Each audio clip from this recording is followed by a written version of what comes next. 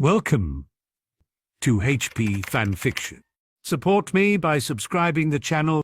Also, like and share the video to keep me motivated to make more videos like these. September gave way to October as the school year marched on relentlessly. Adding the 4 older boys to their Sunday training was paying dividends all round. The fourth years were getting sick of ending up on the floor every time they fought and continually pushed themselves harder to put a stop to this occurrence. Their efforts kept the 4 friends on their toes and also working harder to maintain their current 100% record. As they were leaving the room of requirements, Harry had a question for the older wizards. How would you 4 like to give us a hand with the marauders on Tuesday night? We're planning on trying to teach them how to cast a shield charm, and the smaller the group we can work with, the better it will be for them. Cedric was astonished at this. You're teaching first years the Protego charm? Padma seemed to think their teaching methods were being questioned here. What's wrong with that? We learned it last year when we were their age. Easy, Padma. Cedric didn't mean anything. Hermione then went on to explain their reasoning to the 4th years. The shield charm is one of the most important we learn at Hogwarts. We just don't see any reason to wait until 3rd or 4th year before tackling it. Professor Weasley taught it to us earlier than this last year. Harry confirmed what his girlfriend had just said. Hermione is right, it makes no sense. Yes, they will need to be older to cast a powerful shield, but learning it now should make that part easier. We're only aiming for a shield that will stop a stinging hex. A stinging hex cast by a fellow first year. It was a thoughtful Roger who replied. That actually is so logical, I can't fault it. Starting them off now will mean they've already mastered the spell for when they're older. Why isn't it taught earlier? It was the twins who jumped in with an answer to that. Hey, we've got Lockhart, remember? Yeah, does anyone here think that Pratt can actually cast a shield? You'll get no takers for that. See you guys at lunch. Neville gave Padma's arm a reassuring squeeze before he and the twins headed into their dorm. Padma then took the opportunity to apologize. Sorry for snapping at you, Cedric. The Marauders is about the only thing in my life that's going well at the moment. I thought you were criticizing the club. No problem, Padma, and I'll be delighted to help out any time you'll let me. As the 2 witches headed up the stairs, a shower and change of clothes being required before lunch, Hermione broached what she knew would be a touchy subject. Have you made your mind up yet? The slump in Padma's shoulders indicated how hard this was for the girl. Mum wrote back and advised me to go. I haven't been able to discuss it with Parvati since she barely speaks to me now. Lavender says she also rarely sees Parvati now. She thinks my sister is hanging about with Blaise. Why wouldn't she tell me that she had a boyfriend?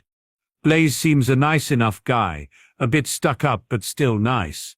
Hermione now had her arm around her best friend. Padma enjoyed the comfort before voicing her decision. I've decided just to go.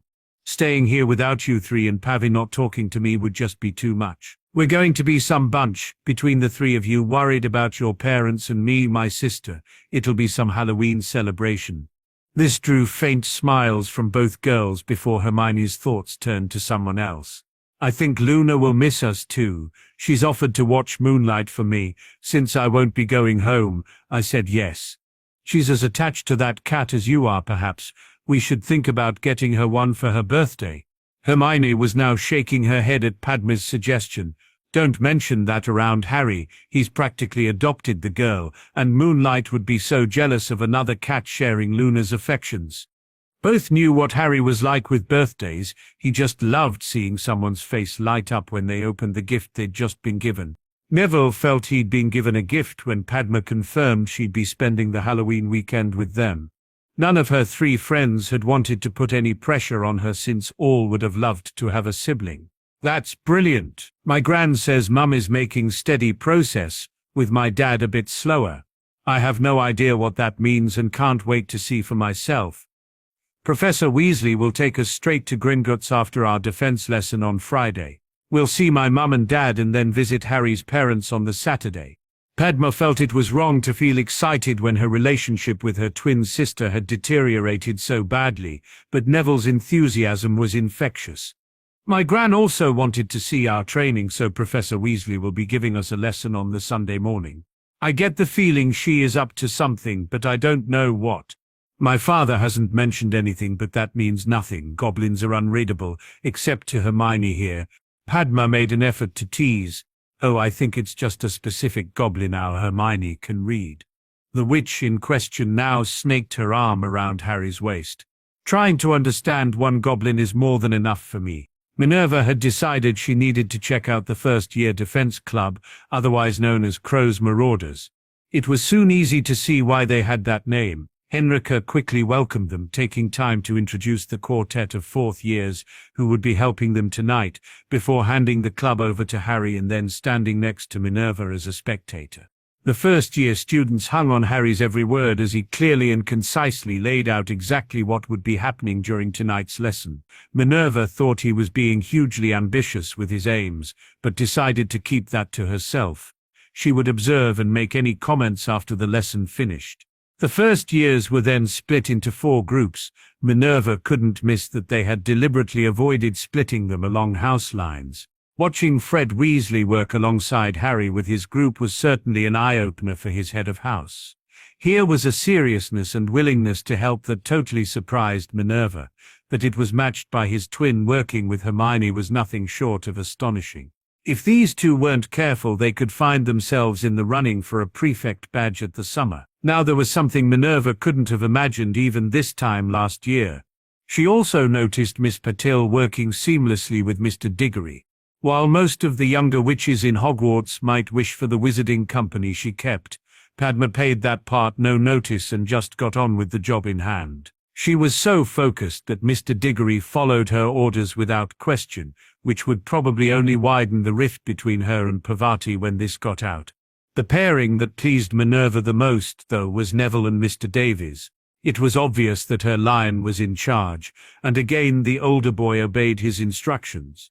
The first years, too, were quick to obey any instructions given. 2 would be called forward, practice the spell a few times, and then return to their group, with words of encouragement ringing in their ears. Minerva was one of the few aware of what was happening with his parents. She had signed the forms allowing these 4 to leave the school for the Halloween weekend. Minerva swore if they returned to Hogwarts with good news, she would gladly raise a wee dram herself in celebration. A student working with George Weasley was the first to complete a shield. It was so weak, a sneeze would have brought it down. The girl, though, received a round of applause from the entire class, and you could see the determination growing amongst the rest. Harry stopped the lesson early, and the first years appeared to know what was coming next. They all sat on the floor in a big circle as mugs of hot chocolate appeared for each of them. So very well done tonight, and those who didn't quite manage it, don't worry, because we'll be keeping at it. In Hogwarts, the shield charm is taught at the end of 3rd year, so we're already 2.5 years ahead of schedule. For those who managed it, fantastic. We will continue to practice that spell every week. It's easily one of the most important that you will learn at Hogwarts. Shields are like muscles. The more you use them, the stronger they will get. Before Christmas break, we plan to have everyone not only casting shields but using them in a fight. Any questions? A few were asked and handled by different members of the team. Harry then called time, and they got ready to leave.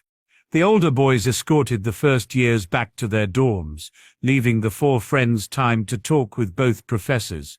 I have to say that is one of the most effective defense lessons I've seen taught at Hogwarts for many a year. Neville was left blushing at the unaccustomed, and he felt undeserved praise from his head of house. Professor, we're just passing on what we were taught. This is how Professor Weasley teaches us every weekend. He and Professor Hobson even help us prepare each lesson. Minerva was even more pleased to hear that. Any other second-year students in their position would be lording it over their classmates, but not these 4. I have been teaching here for many years, Mr. Longbottom, and I could easily see the adult hands that had guided your lesson. It was you 4, though, that stood in front of students you're barely a year older than yourselves, and pulled that lesson off in a fashion that would have Lockhart writing another book about how he'd tamed the marauding horde of vicious pygmies. Henrika was the first to crack, her musical laughter reverberating around the now nearly empty room and making it okay for the others to laugh. Padma, though, had an apt title for this new publication. Liar Lockhart and the Phony Pygmies. It has a nice ring to it. Even McGonagall laughed at that, though she would probably deny it if the feat was mentioned outside this room.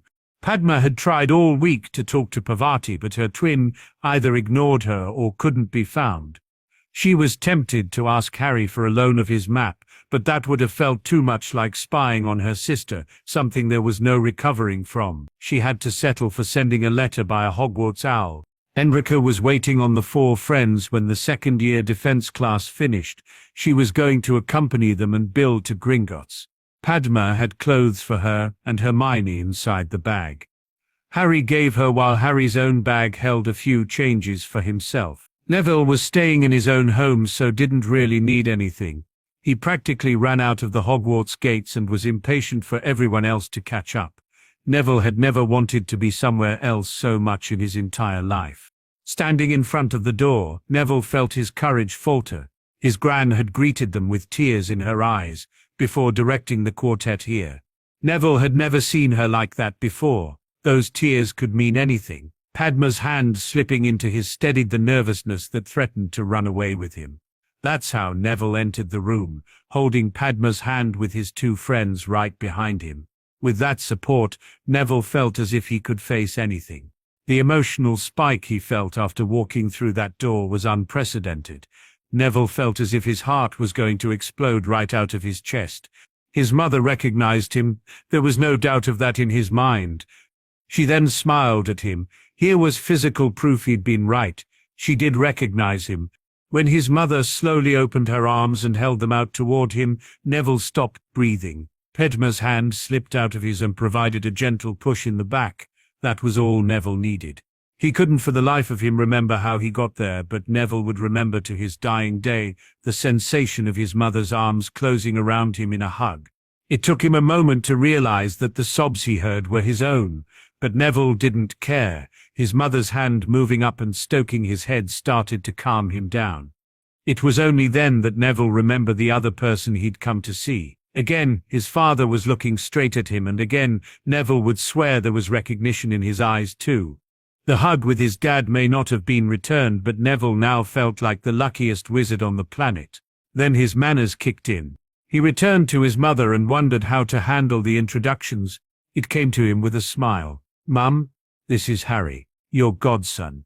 Harry was almost as emotional as Neville had been when Alice hugged him. Only Hermione, then being introduced as his girlfriend, held him together. As Hermione joined Harry, Neville noticed Padma hanging back. That wasn't happening today. He reached for her hand and brought her forward with him. "Mum, Dad, this is Padma." Alice reached out and placed her hand on their joined ones. Her smile was wide as she attempted to speak. "Boo." Neville's heart soared as he answered his mother. "Yes, she is." He would swear his father was nodding in agreement. In the next room there was hardly a dry eye there either. The large one-way wall allowed them to see and hear everything that went on in the room. Augusta's smile was beaming as the tears slowly ran down her cheeks. "I need to get them out of there soon. Frank and Alice can only take excitement in small doses, otherwise it might affect their treatment." The room's occupants watched as Augusta left and entered the other room to explain this to the youngsters. "Neville, your mum and dad have been looking forward to your visit all week. We need to keep it short though. Too much excitement can set their treatment back. We will return tomorrow, and again on Sunday before you leave for the castle." Neville wanted to stay with his mum and dad all night, but not if it hindered their recovery. He also got to hug them good night. They made it out the door and Neville grabbed Harry by the shoulders. Harry was soon returning the gesture. "Neville, I got to hug my godmother." There are no words, and certainly no thanks needed. We're family, remember. All four of them were very close, so couldn't fail to be affected by the emotional scene they'd just been a part of.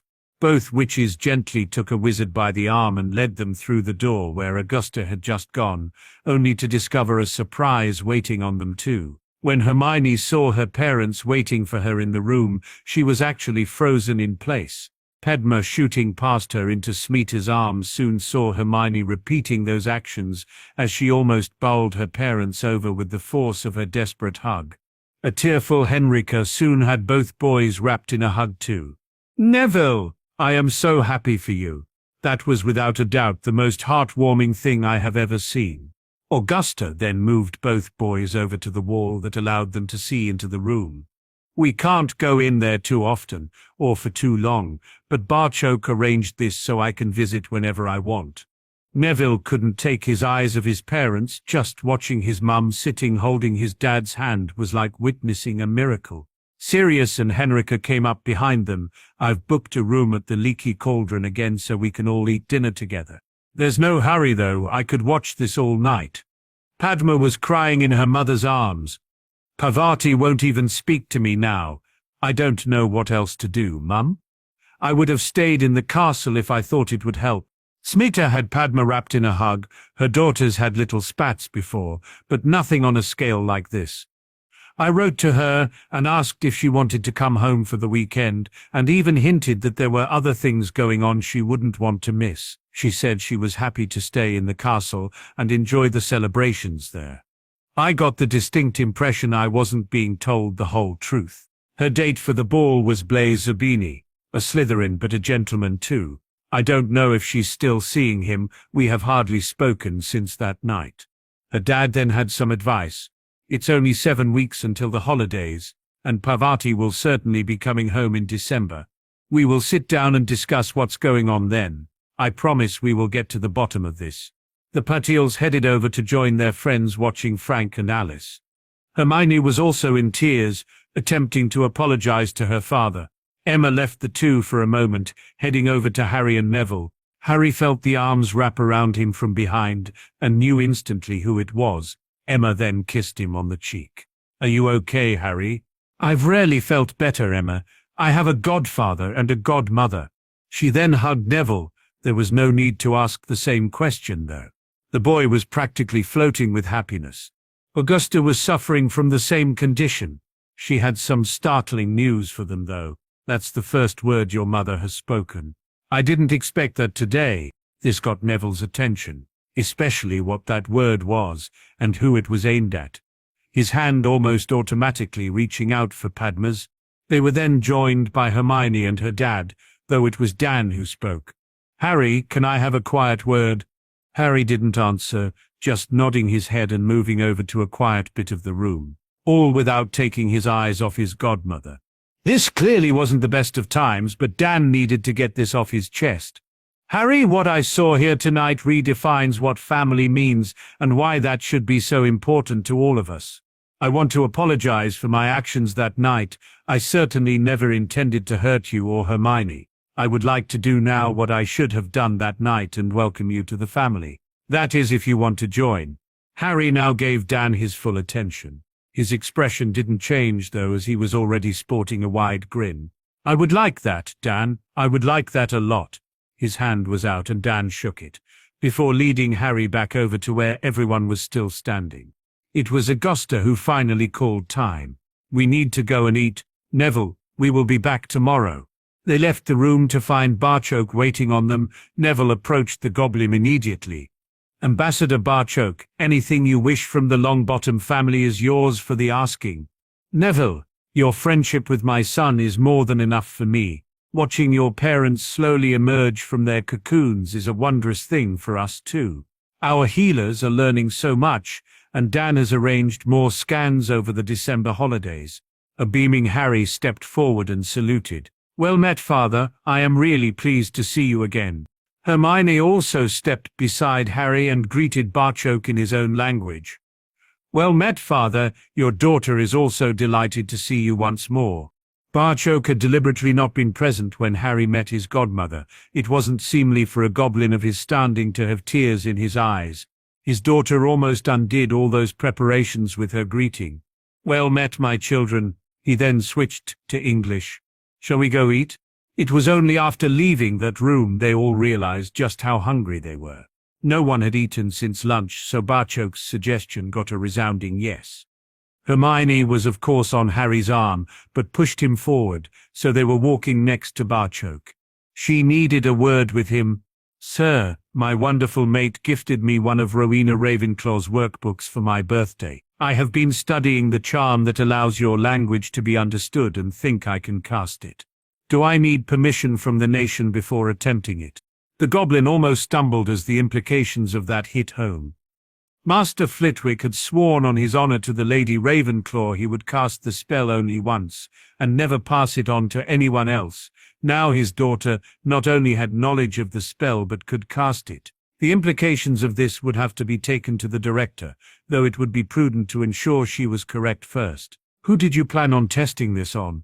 Padma, Neville, Henrika, Sirius and Professor Weasley. I would like to add my mum and dad to that list but don't know if it would work on people without magic. Those names were what Barchoke would have predicted, and could easily justify them to the director as test cases.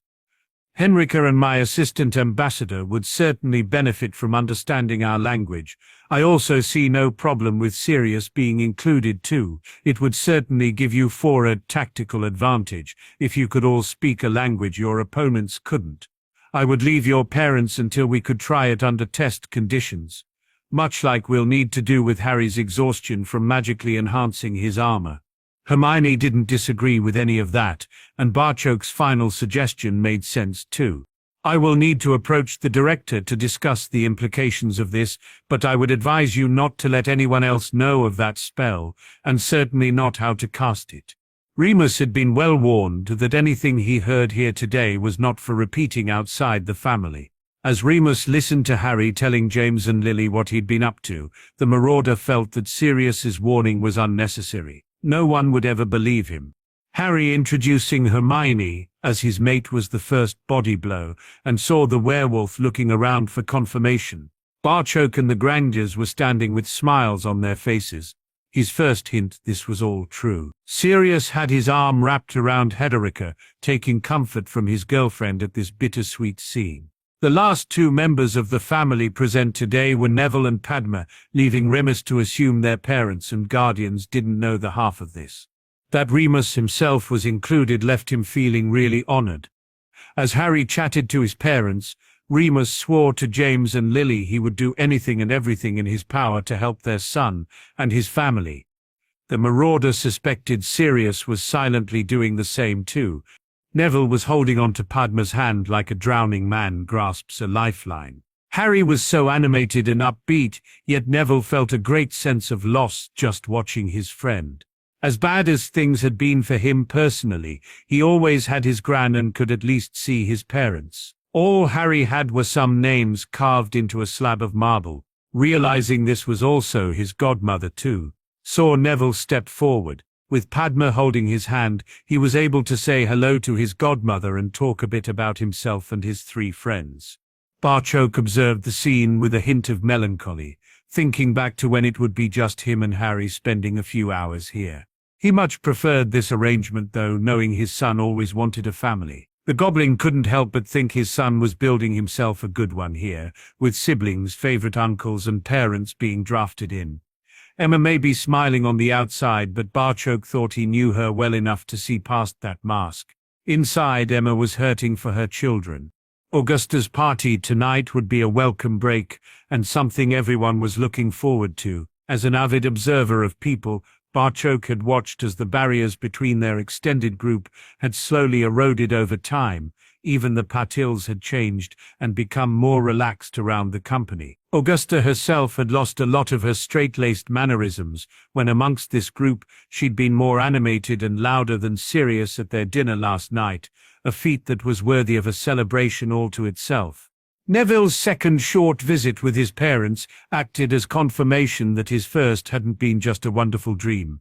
Again his gran had let the four friends visit by themselves, keeping the number of visitors down to a minimum. He was getting ready for tonight's party when there was a knock on his bedroom door. Answering found his three friends standing there.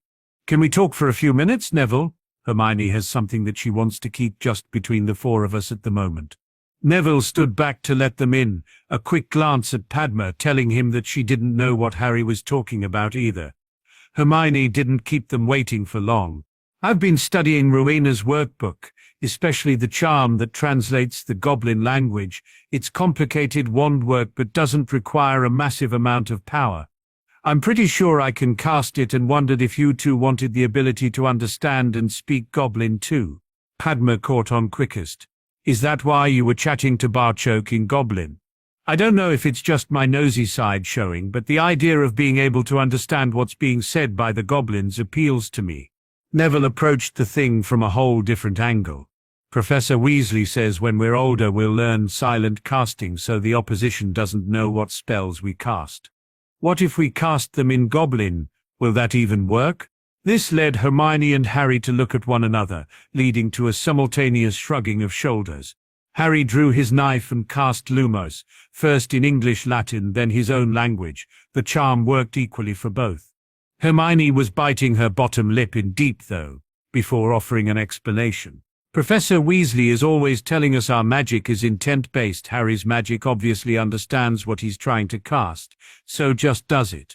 We could cast our spells and no one would have a clue what was coming at them. This will seriously piss off our sparring partners next weekend. Hermione, I certainly want to have a go at this. Padma was putting her name at the top of the very short queue. Neville quickly agreed to join it too. It was a nervous Hermione who then got her book and wand out. It was now time to see if she could live up to her claim. Padma wasn't nervous in the least, knowing her friend would never have offered if she wasn't certain of success. A tense few moments was then followed by Harry asking Padma how she felt in Goblin. That she answered in the same language saw each witch's feet suddenly being lifted off the ground, Harry letting out a loud whoop as he twirled Hermione in the air. Hermione glanced down at the love and pride reflected back from Harry before she noticed their two friends. Neville had Padma in a similar position and the two were gazing happily at each other. The spell seemed to break and Neville lowered her gently to the ground before turning to Hermione in an effort to hide his blush from Padma. I'm ready when you are, Hermione. She took a moment to center herself again. This was not a spell you could do in a hurry. It was only minutes later, though, that all four were chatting excitedly in Goblin. Oh, I can't wait to use this on Fred and George.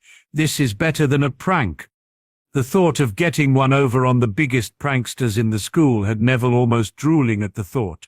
Padma, though, had bigger fish to fry. Why settle for the copies when we'll have the two originals here tomorrow? Everyone is staying after the party and tomorrow would be a fabulous opportunity for Robin Dove, Owl and Swift of Crow's Marauders to match up to Padfoot and Moony. This idea made Hermione nervous. Padma, you do know that Remus is a master in defense, and Sirius is no slouch either. It's like Harry and Slughorn. Hermione, there's no way they will be using anything too powerful against us. Embarrassing most definitely. We need a better measure of where we are. It actually wouldn't be a bad thing if we got our arses kicked. That's the result everyone will expect anyway, so we've nothing to lose. Harry agreed with Padma. You have to fight people better than you to improve. Roger, Cedric and the twins are just beginning to get the idea of fighting against us as a team. Sirius and Remus will have that down pat. Casting our spells in Goblin might give us a bit of a shock advantage, but we would have to take it quickly. It was Neville who brought up another problem. How do we con them into fighting us in the first place? That saw the four of them put their heads together. Running around the Longbottom estate was a pleasant change for Harry and Hermione. Last night's party had been great, but just the two of them running alongside the estate's boundaries on a sharp November morning was wonderful in a whole different way.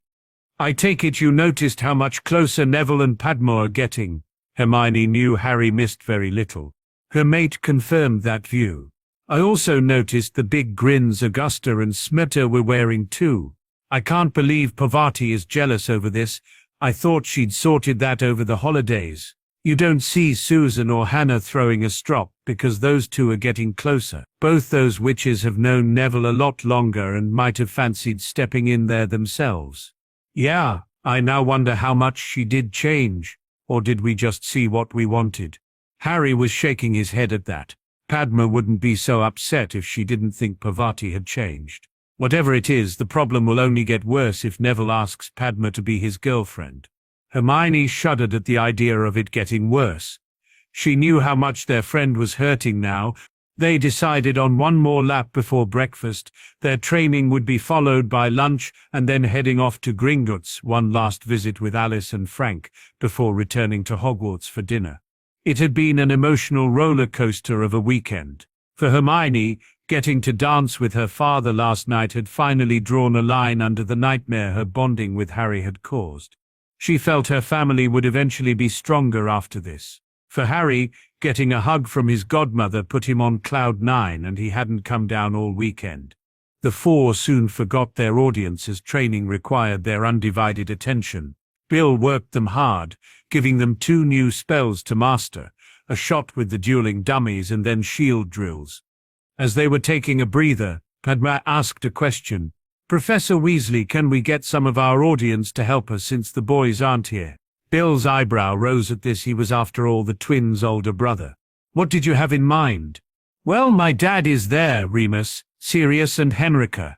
We've gotten used to the workout of a 4-on-4 fight to finish our Sunday session." Ramro jumped in right away, as Padma had predicted he would. "Sorry, I could never raise my wand against my daughter. I'm going to have to decline." Henrika was next with her answer. It took those 4 wizards a month to be fit enough to come back down to lunch after a Sunday session with you lot, and they're all Quidditch players on their house teams. I'm going to pass this kind invitation. The 4 then turned their attention onto the Marauders. Sirius was certainly up for the challenge.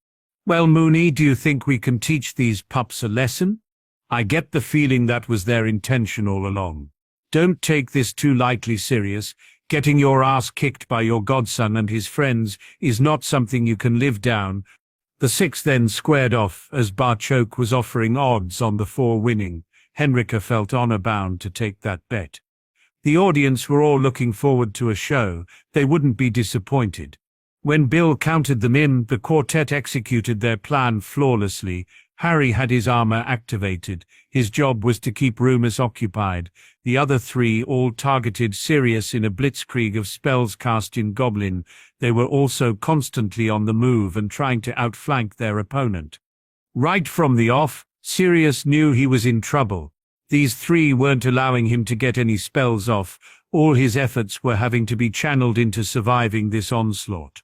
He also had no idea what they were so accurately casting at him, which was pretty disconcerting. When Padma got around his shield, Sirius was forced to roll away from her spell, straight into Neville. Sirius was out of the fight.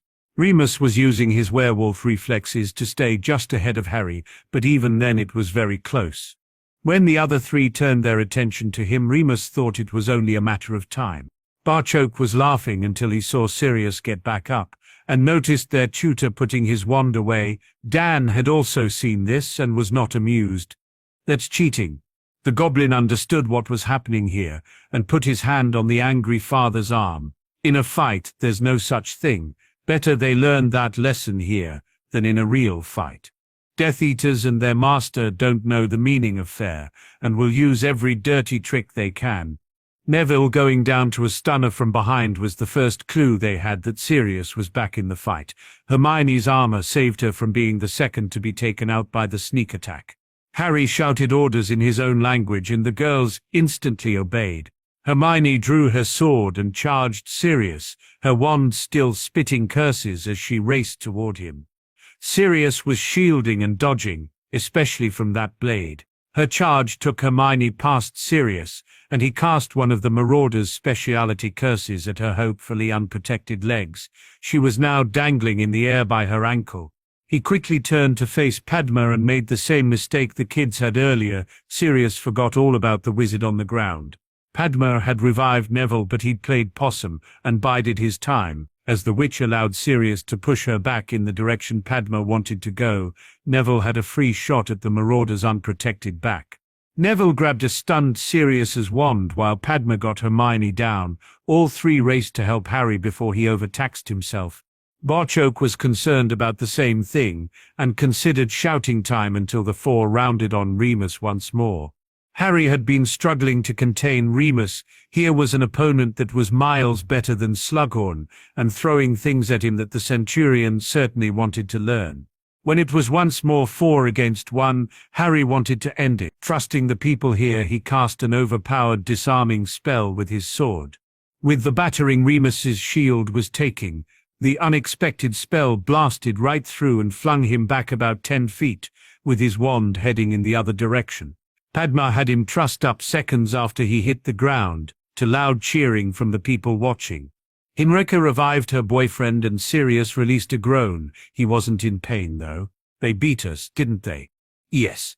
And I should know better than to bet against a goblin. I lost 10 galleons on you, Black, and I'm back to Hogwarts later, so I can't even make you pay for it. There were congratulations being handed out and the ribbing had already started against the marauders, but Bill's lesson wasn't over yet. Okay, you 4, where did we go wrong? Neville was first to hold his hand up. I should have taken Sirius's wand off him the first time, then it wouldn't have mattered if he'd been revived.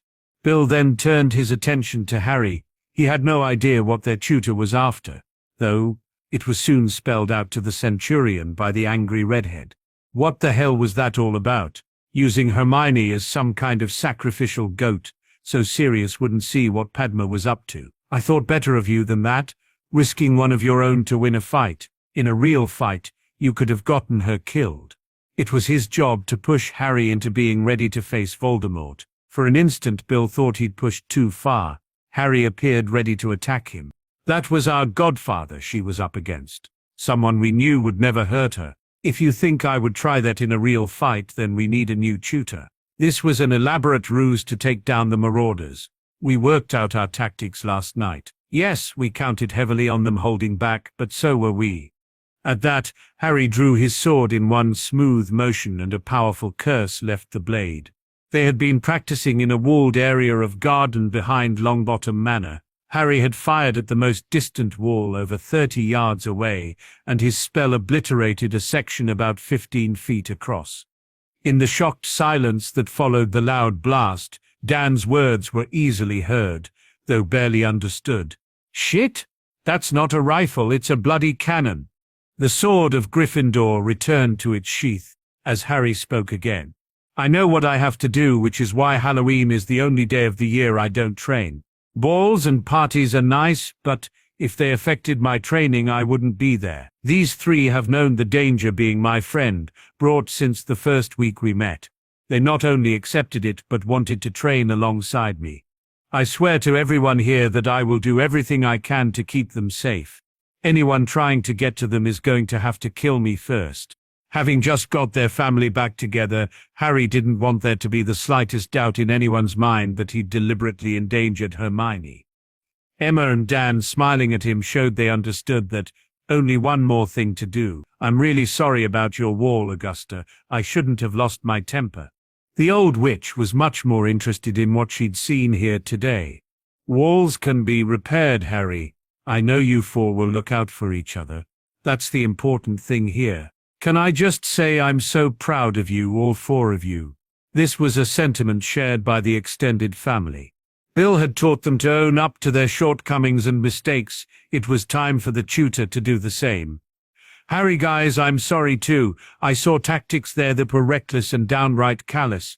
What I should have seen were calculated risks in an encounter that had set boundaries. This was my idea from the start. Professor Weasley, I thought it would be fun to get one over on the marauders. We knew exactly what we were doing from the moment you counted us off. He should have figured Padma would be the one to instigate a stunt like this. Bill had one more question, though. Just when did you lot learn to cast spells in Goblin? He'd known what language they were using, but not what they were casting. The praise practically gushed from Padma, as she answered that one. Oh, that was Neville's brilliant idea. We don't know how to cast silently, but using Goblin has the same effect. Neither Sirius or Remus knew what we were casting at them. It was a disgruntled Sirius who had the last words on the matter. Moony, we were stitched up. After their final visit to Neville's parents, their spirits were soaring again, as Henrika led them back to Hogwarts. That all changed when they saw the spirit waiting on them at the main doors. The Lady Ravenclaw appeared worried. Harry, you need to go to the infirmary at once. This time Harry was accompanied in his mad dash to the infirmary by Hermione running at his side, these two leaving the other three trailing. They burst into the infirmary to see the furthest away bed with screens around it. Helena, appearing through the floor beside them, confirmed this was where they were meant to go. Pulling back the screen, saw both of them gasp in shock. Luna was sitting up on the bed, her legs curled under her and Moonlight resting comfortably on her lap. Both were looking away from them, but the pair also appeared to have been transfigured into stone. Amelia was used to late-night flu calls. It unfortunately went with the job, but the one from Arthur Weasley certainly surprised her. "What can have gone wrong with our goblin friends that would see you contacting me at this time of night?" "We have a problem, Amelia. A really big problem. Did you know a first-year student was attacked inside Hogwarts on Halloween? The witch was attacked in such a way that left her and the cat she was holding petrified." "No, I bloody didn't. What happened? And how does it involve the goblins?" Amelia could clearly see the despair on Arthur's green features in her fireplace. "Nobody knows what happened, and the student was attending Hogwarts on a Potter scholarship. It was Luna Lovegood. Harry apparently hit the roof when he returned to the castle, mainly at the fact no one appeared to be doing anything about it. He sent an emergency call to his father, and now the castle is crawling with goblins. Barchoke wants a meeting as soon as possible, in the Ministry or Gringotts. Luna is now in the Goblin medical facility. They had no treatment for her at Hogwarts." That last statement confused Amelia. If Hogwarts couldn't treat her, why wasn't she sent to St. Mungo's?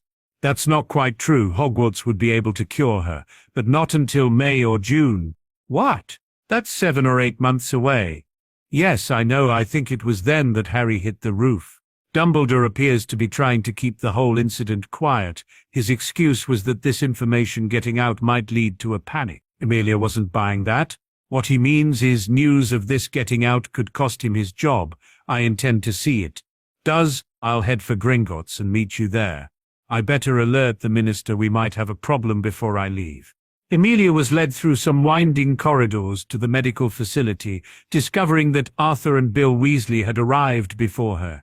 She also soon discovered why Harry had blown his top. Luna Lovegood was as stiff as any statue, with Hermione's cat petrified on her knee.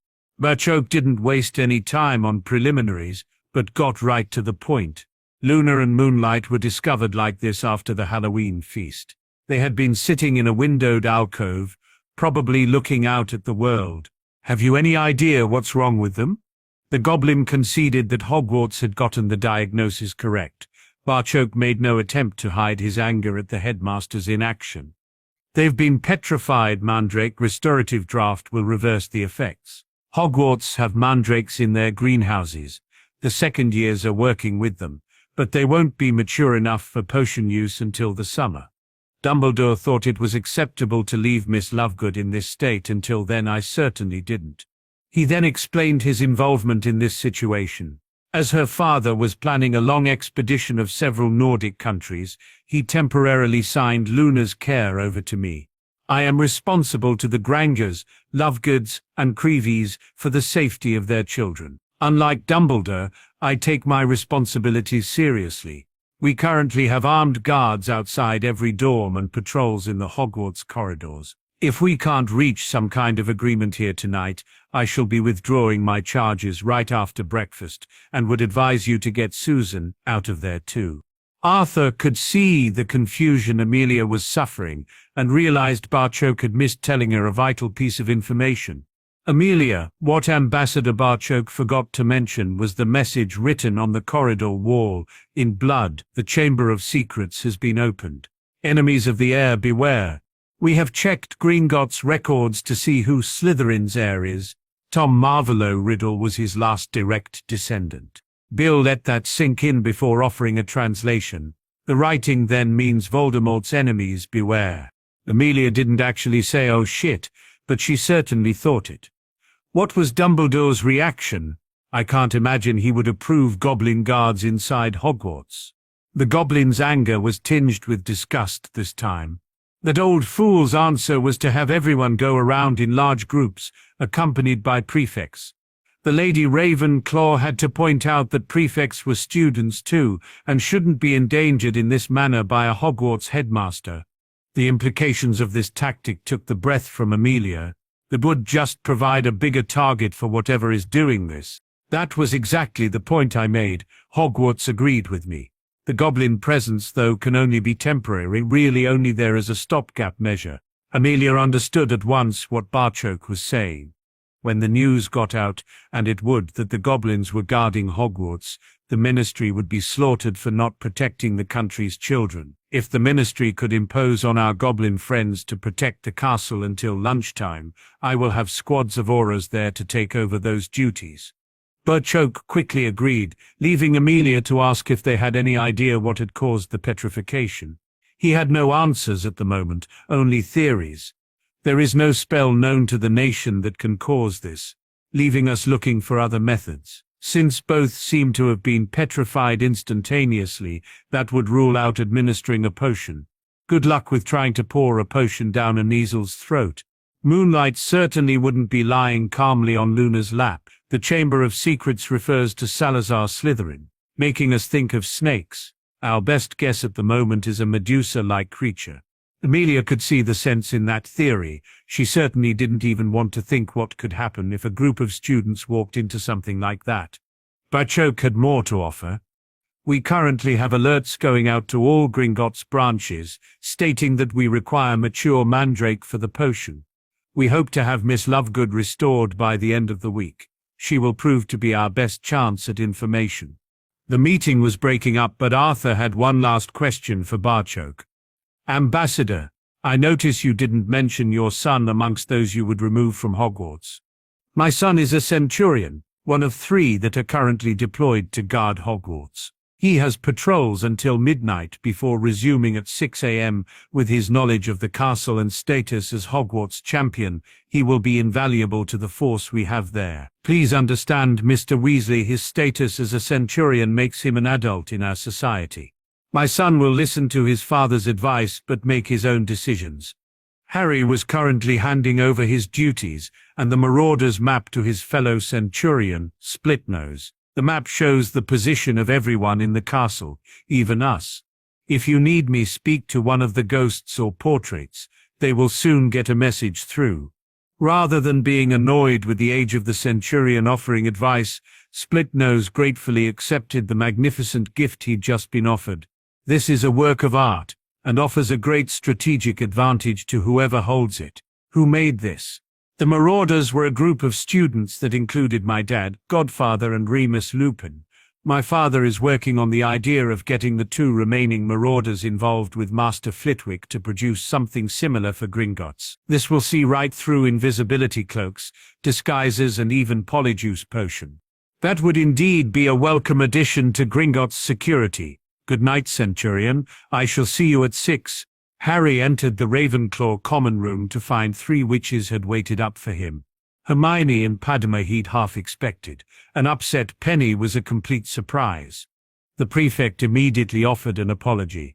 I'm so sorry, Harry, we're all so used to seeing Luna with you guys that I never noticed she was missing. It's okay, Penny, you are at least concerned for her. Dumbledore's lack of the same response was sickening.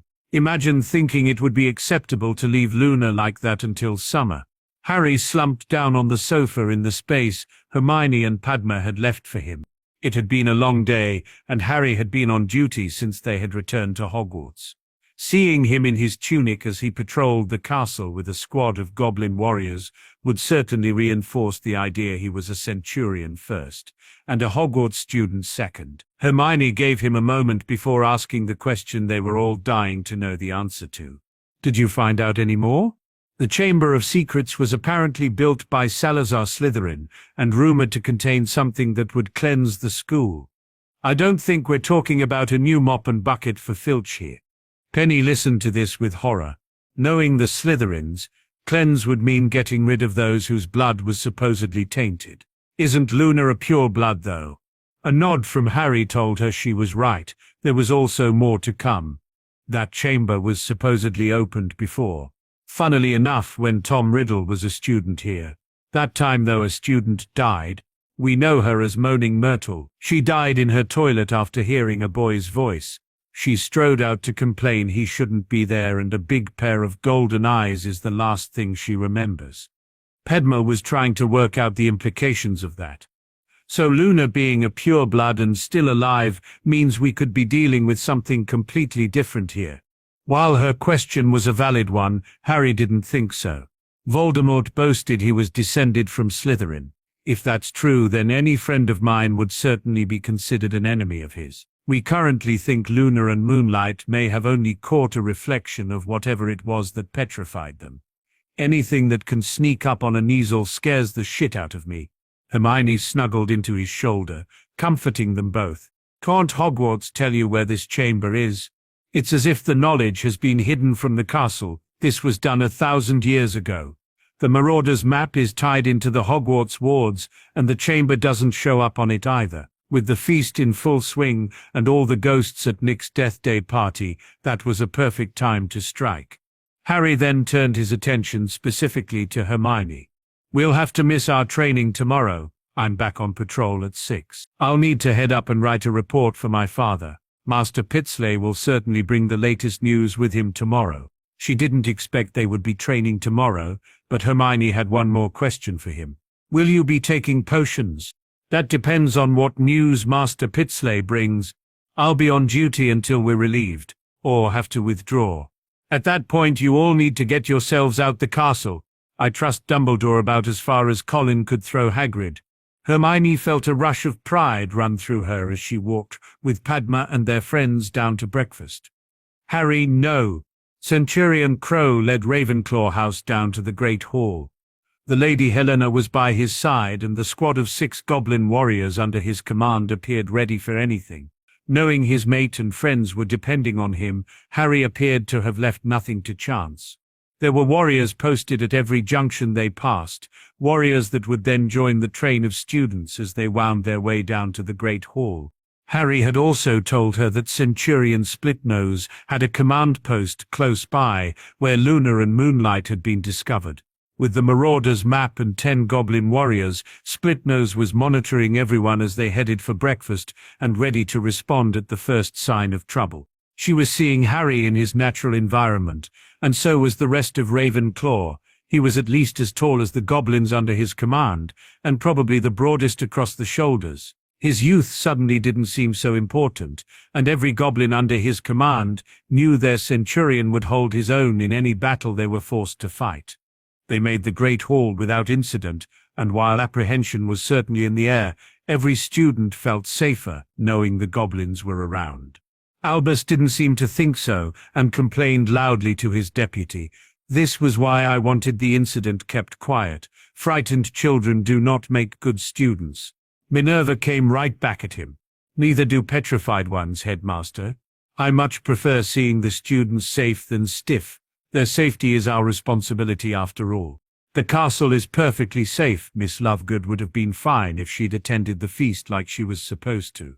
This time it was Phileas who rounded on Albus.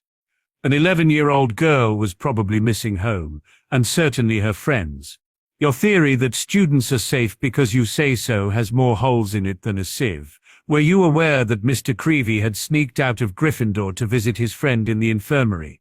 What about the 3 separate couples that were found frequenting various broom closets throughout the castle? That was why Harry had to put guards at each house entrance, as much to keep the students in as to stop anything gaining entry. As I said, if they did what they were told, all of this could be avoided. Enrica couldn't think of anyone she'd ever known who had the ability to infuriate her the way Dumbledore could. That is because they are like you, headmaster. They are sure they know better than those doing the telling, and have no concept of their own mortality. Thankfully, they will grow out of it and gain some maturity. You, though, are a hopeless case. Phileas couldn't contain his chuckle as their youngest professor so successfully lampooned Hogwarts' oldest. Harry approached Hermione with a proposal. I really need to eat with the warriors. My mate, though, would certainly be welcome to join me. Padma made Hermione's mind up for her. Go, I want to see how Parvati is and have breakfast with Neville. Hermione was soon back on Harry's arm, heading over to the table Hogwarts had provided for her goblin guards. That hardly rated a mention at the Ravenclaw table. They were too busy trying to work out when Padma had learned to speak Goblin. On the arm of her centurion mate, Hermione was treated with the utmost respect by the goblin warriors. Her esteem rose even higher when Master Pitzley arrived and spoke with both of them. The guards left before the students, taking up positions at predetermined strategic points throughout the castle, leaving the professors to collect their students and lead them to their classroom. All the Aura classrooms were empty. Amelia had rounded them up for some on-the-job training. The trainees' eyes and ears would be just as useful as the older Auras they would be assigned to work alongside. It was more about flooding Hogwarts with uniforms and having the numbers available to deal with any threat.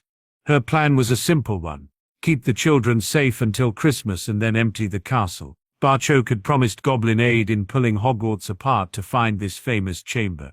Amelia hoped she would be busy this Christmas again. Her reason for that was simple: it would mean all the children were safely at home, and not petrified or in the morgue. She led 50 Auras into the Great Hall at lunchtime. With a Goblin ambassador on one side and the Minister of Magic on the other, the trio in front approached the staff table as Dumbledore stood to greet them. "Cornelius, is this really necessary?" Amelia cut right across him. "Headmaster Dumbledore, did you knowingly fail in your duty to inform a parent or guardian that their child was injured?" "No." This rocked Amelia back for a second. "You didn't inform Miss Lovegood's parent or guardian that she had been attacked. Technically, Miss Lovegood hadn't been harmed. She would have made a complete recovery when we administered the mandrake potion." Barchoke then proved that a goblin's sense of humor was an acquired taste. "Technically, Headmaster, should I plunge my knife through your rib cage, you would suffer a heart attack and die. The point being, though, whatever term you call it, you would still be dead." This saw Harry and the rest of the goblins roaring with laughter, while Hermione just looked skyward for some divine intervention. Nothing else had helped her with goblin humor. The minister then proved he wasn't here because he enjoyed visiting the Scottish Highlands in November. "I think the point is that you clearly failed in your duty of care to this young girl. While your actions before the attack could be excused, your total lack of action afterwards borders on being considered criminal. It is well within my powers to suspend you until the school board can meet. I have every intention of doing so." This saw Albus sit back down as the minister turned his attention to Minerva. "Professor McGonagall, can you assume control of Hogwarts? The ministry will assume responsibility for the castle's security, and I can't thank our goblin friends enough for their aid in protecting the students until we could respond." This comment saw some of those same students begin to applaud their goblin protectors, a move that soon spread to all 4 house tables. Amelia asked Harry if he could work with her until dinner time, Professor Sprout instantly giving her consent for him to skip his herbology class.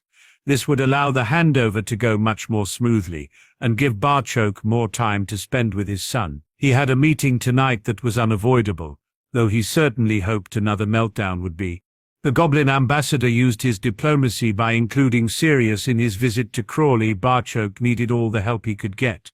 This became apparent the instant Dan answered the door to them. "What's happened? We just saw them yesterday." Dan's loud outburst saw Emma come running as Barchoke offered both his reassurance. "Dan, Emma, I saw them just before they sat down to eat dinner together. They are all fine, but we think the danger Dobby attempted to warn Harry about has made an appearance." Dan so wanted to shout about why Hermione was still in the castle but had learned his lesson from the last time he did that. Knowing that these two would face down the devil to protect their family saw him hold his tongue for now. He would listen to what was happening and then make sure his point of view would be included too, before they all jointly decided on the next move. The 4 went through to the lounge and had a seat before Barchoke attempted to explain what was going on. "Something attacked Luna and Moonlight at Halloween, leaving both of them petrified. There is a potion that will have them as good as new in the space of a few hours, and Gringotts are currently scouring their branches around the world to obtain the main ingredient." On hearing that Dumbledore intended to do nothing about the situation, Harry sent an emergency message to me. "Nothing inside Hogwarts moved last night without the squads of goblin warriors. I had posted there knowing all about it." Dan felt his heartbeat returning to something approaching normal since the first instant he laid eyes on their 2 visitors. Emma's hand slipping into his confirmed she was feeling the same way. Barchoke had even more good news for the concerned parents. Last night I met with Amelia and explained what needed to happen. Otherwise I would be withdrawing the students I was responsible for. She arrived in Hogwarts with about 50 auras at lunchtime. She also brought along the Minister of Magic, who seemed to take great delight in suspending Albus Dumbledore. McGonagall is in charge of the school while a large aura presence will deal with the castle's security. The plan is to prevent any more incidents and then rip the castle apart to find whatever is doing this over the December holidays. Emma had picked up on an omission and was sure she knew why it had been omitted.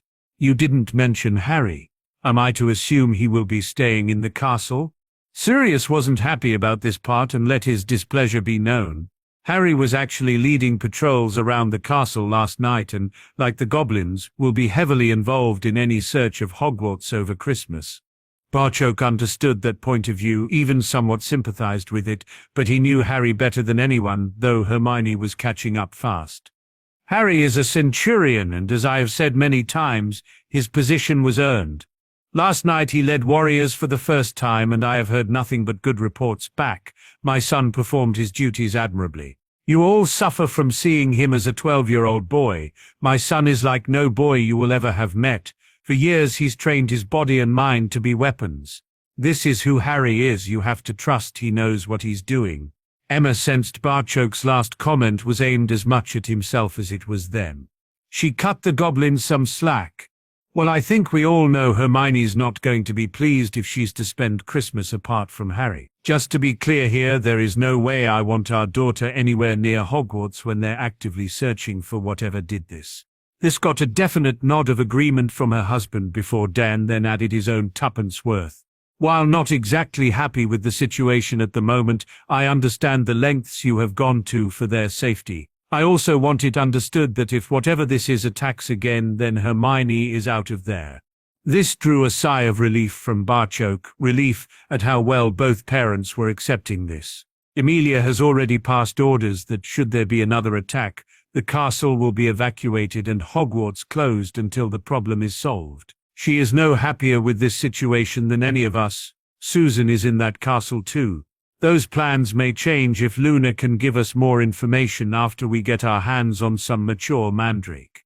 If the situation proves more dangerous than we thought, she'll close the school at once.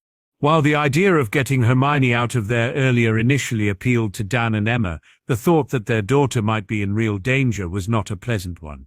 Their daughter had just finished her dinner and was telling her mate what they should do next. Harry, we need to head to the library. This generated a blank look until she explained. Somewhere in there might be information that will help us identify what's doing this. I want to help stop it, and get a bit of revenge for Luna and Moonlight. Roger hated bursting her bubble of enthusiasm, but he attempted to convey the scale of the problem they would be tackling. Hermione, while I agree the library could have that information, it would be like looking for a needle in a haystack. Well, we know it wasn't a spell or a potion that caused them to be petrified. That leaves the most logical explanation as a magical creature. Add in Salazar Slytherin's involvement and a snake-like creature would seem the most obvious choice. We now have a snake-like creature whose gaze from its golden eyes kills, though seeing a reflection appears to petrify its victims. I would say that information makes our search more like looking for a pretty large needle in a rather small haystack, wouldn't you? Roger, like the rest of Ravenclaw that was within hearing distance, couldn't answer. He just stared at Hermione with his jaws slack. She hadn't spouted any information that was new. Hermione had just neatly assembled the known knowledge to form a theory that was hard to refute. It was a proud Harry who offered Hermione his arm as the two of them set off for the library, leaving Roger shaking his head and muttering to himself, "Those two are something else." Padma had been sitting quietly, preoccupied with staring at her twin. Parvati appeared as if she hadn't slept for a week, and was as skittish as a kitten. Padma then shifted her gaze to Blaise, silently promising to use some of the nastier curses she had learned on the wizard, if he'd caused this with Parvati. The Slytherin didn't look in either Patil's direction, leaving Padma even more confused. Hearing Roger mutter, she gave him an answer he wasn't expecting. "Roger, you don't know the half of it. She left to join her friends in the library, knowing Neville wouldn't be letting Colin out of his sight. She wasn't doing any good sitting here, and a research project might be exactly what she needed to take her mind of her troubles. Lucius didn't have his troubles to seek, and absolutely furious Narcissa was all the trouble he could handle. His wife had just thrown today's profit at him, ruining any appetite for breakfast. There was no comfort to be had in seeing he'd achieved one of his goals. Dumbledore was finished at Hogwarts. Tell me you didn't have a hand in this? Lucius had no answer for his wife. Our son is in that castle. Tell me he's in no danger. Again he didn't know how to answer Narcissa. Stop this! I demand you put a stop to whatever this is at once. This time he did have an answer for his wife. Unfortunately, it was one Lucius knew she wasn't going to like. I can't, it's out of my control now. Believe me, I've tried. But it can't be done. It was now Narcissa that had nothing more to say. She just headed out the room. Where are you going? We can't say or do anything. I could end up in Azkaban, and the Malfoys would be left without a Knut. The furious witch spun around to face her husband. Do you think I give a shit about any of that when Draco's life could be at stake? Understand this, Lucius. I gave birth to that boy and will protect him with my life. Even if it means crossing you, I won't hesitate. Do you want to try and stop me heading to Hogwarts? The fury displayed in her eyes, and the wand now in her hand, convinced Lucius that this was a situation where discretion was the better part of valor. He just shook his head, which was probably the smartest answer he'd given all morning. Minerva stood after breakfast to talk with the students, her first time as acting headmistress. While we certainly find ourselves in unusual circumstances, I think it's important that while observing the new safety measures, Hogwarts continues to run as normally as possible. With this in mind, I decided that the first-year defense club will take place as usual tonight. Minerva was forced to pause as all the first years had broken into cheering at that news. She let it die down before continuing. While Professor Lockhart made a very generous offer to take tonight's club, thus guaranteeing everyone's safety, I decided that an aura escort and Professor Flitwick assisting Professor Hobson should be more than enough security for tonight's club. Gilderoy sat there almost preening himself as he heard his name mentioned, totally missing the sarcasm McGonagall had aimed in his direction. The students didn't though, and sniggering could be heard throughout the hall. Everyone in Hogwarts, except a still grinning Gilderoy, knew Crow's marauders would be far safer in the company of the 4 second years who ran the club than in Lyra Lockhart's care. A pair of auras will collect the first years from each house and lead them up to the 7th floor. There will be no wandering away. Are we clear on that, Mr. Creevy? Colin may have had his head down, but everyone heard him say yes, Professor. Minerva returned her steely gaze to include the entire hall. This is not a game. It's beginning to appear that only good fortune saw Miss Lovegood survive relatively unscathed. These auras are here inside Hogwarts by order of the Minister of Magic himself. They're putting their very lives at risk for our protection. Anyone disobeying their orders will find themselves heading home as quickly as I can arrange it. Does everyone here understand that? A chorus of yes, Professor, saw Minerva return to her seat. Her posterior had hardly dented the cushion of Minerva's new chair when the pink-haired Aurora led Narcissa Malfoy into the great hall. It didn't escape anyone's notice that another 2 auras had taken up position behind the Malfoy matriarch, when Narcissa would certainly have missed it. Her eyes had immediately swept to the Slytherin table, her entire being focused on a frantic visual search for Draco. Seeing her son sitting there unscathed appeared to take some of the obvious tension out of the blonde witch. She continued walking toward the staff table. Mrs. Malfoy, this is an unexpected pleasure. What can Hogwarts do for you? Minerva was polite though, knowing any Malfoy involvement would not bode well for the school. Narcissa wanted to get both Draco and herself out of the castle as quickly as possible. There was no time to waste on social politeness. My apologies for interrupting your breakfast, Professor, but today's profit ruined mine. Placing our children in danger may be acceptable to you, but I have no intention of leaving my son inside a castle where attacks of this nature are taking place. I intend to take Draco home with me at once. That is your right, Mrs. Malfoy, after you have signed the appropriate parchment. I resent your implication, though, that I am placing my students in danger. The Ministry have taken responsibility for the castle's security, and I think they are doing an excellent job. Minerva was already bristling with indignation. This certainly was not helped when Narcissa cut right across her. I'm afraid I have no faith in the Ministry, and certainly have no intention of entrusting my son's safety to the likes of this. Narcissa made certain everyone knew she was talking about the pink-haired Aura, who had never left her side since she approached the castle. Tonks, though, was not about to stand there and docilely accept these insults. She also knew just how to hit back. Why, Aunt? I didn't know you recognized me. Did you hear Sirius restored my mother to the Black family? He kicked both of her sisters out too, didn't like the choices they had made. Don't worry, though. Aunt Sissy, I'll still talk to Chew. Narcissa was left fuming that family business was divulged in front of so many people. She turned her attention to her son. Come, Draco, it's time to go home. But Mother, do I need to? What about my things? Yes, Draco, you need to. Dobby will collect your things. That was like an explosion in Padma's head as her keen mind was busily connecting the dots. Dobby, being the Malfoy's house elf, presented. Her gasp of astonishment died in her throat, though. Well before it could pass her lips, Padma was suddenly far more concerned with the strong hand that had just clamped down on her thigh. Looking to see that hand belonged to Harry rebooted her brain as Padma realized she was about to give vital information away. She nodded her head slightly, indicating to Harry she was back in control. As Harry's hand was removed, Padma drew some comfort from seeing Harry's other hand had also clamped around Hermione's thigh. Draco was also beginning to decipher what his mother was not actually saying. He didn't like it one bit.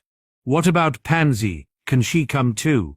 Narcissa felt she was giving more information away here than she'd intended. There was nothing else for it.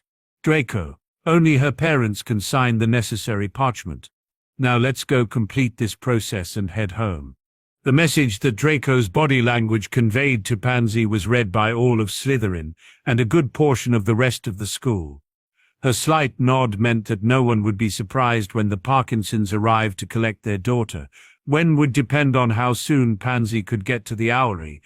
As McGonagall led the Malfoys to her new office, the rest of the students were getting ready for their first period class. As the Ravenclaw trio were preparing to follow their head of house to Charms, they were joined by Neville.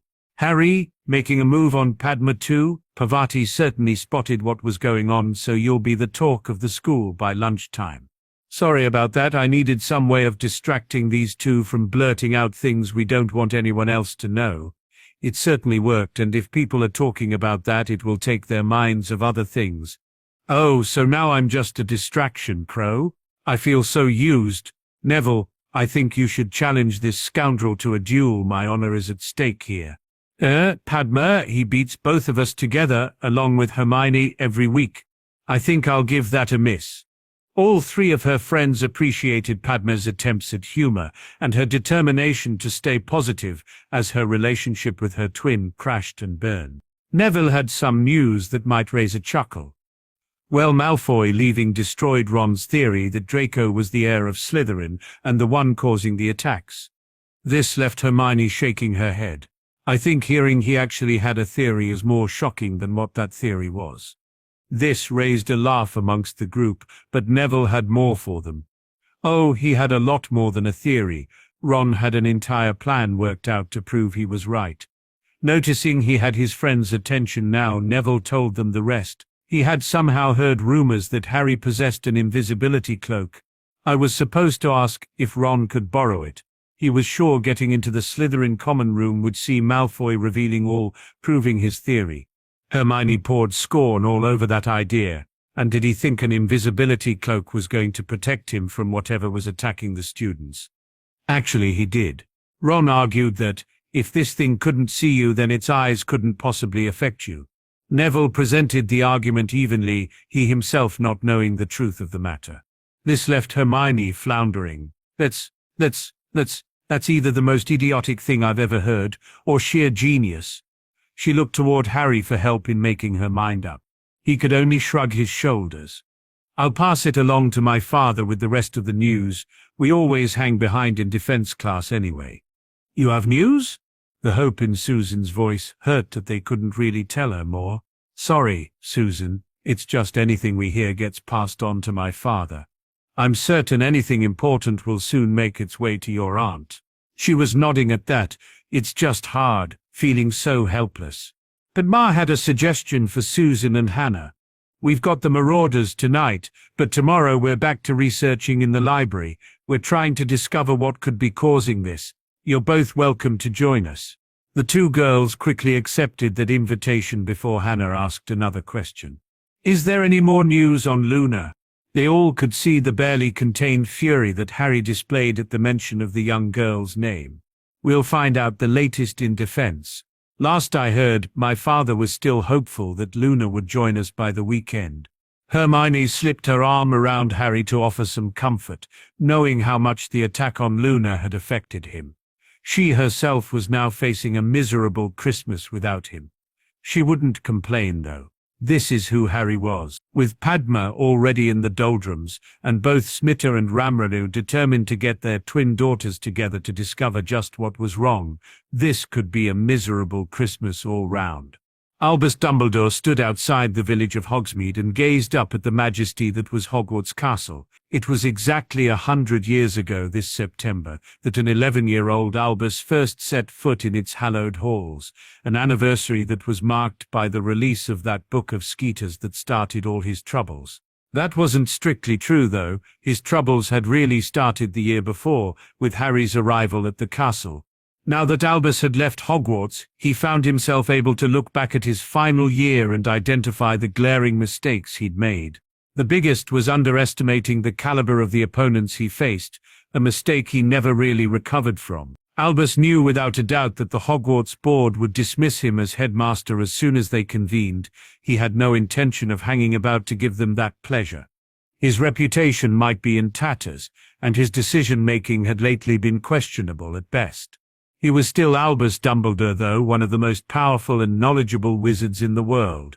It was time to make a new future for himself. Albus understood better than anyone that his destiny was irrevocably intertwined with that of Hogwarts and her chosen champion Harry Crow named Potter.